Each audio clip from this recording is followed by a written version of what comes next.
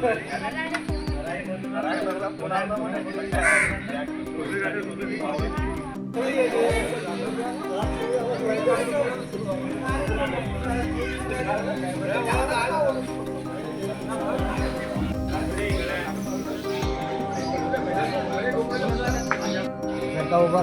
यावर सगळी डिटेल घेतली एकदम एकदम खास.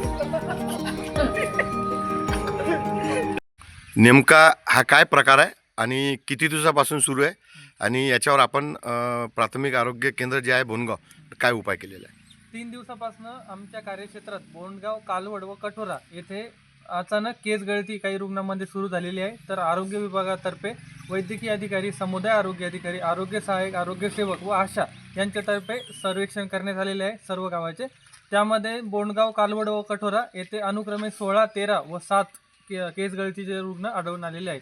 तर त्या अनुषंगाने आम्ही सदर नागरिक वापरत असलेला पाणी नमुना ह्या तपासणीसाठी शेगावला पाठवण्याच्या सूचना ग्रामपंचायतला दिलेल्या आहेत व सदर रुग्णांचे प्राथमिक उपचार केलेले आहेत व सदर अहवाल आम्ही मान्य जिल्हा आरोग्य अधिकारी कार्यालय बुलढाणा येथे पाठवलेला आहे.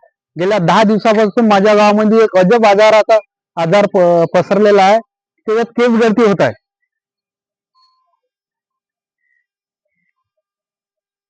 आणि गावामध्ये एवढं भीतीचं वातावरण पसरलं असून आणि जवळपास 20 पेशंटचे असे टक्कल पडले. एकदा केस गळती चालू झाली की 5 ते 6 दिवसात पूर्ण टक्कल होते. या बाबतीत मी परवा दिवशी आपले गीते साहेब DHO यांच्याकडे गेलो होतो आणि त्यांना पत्र पण दिलेलं आहे.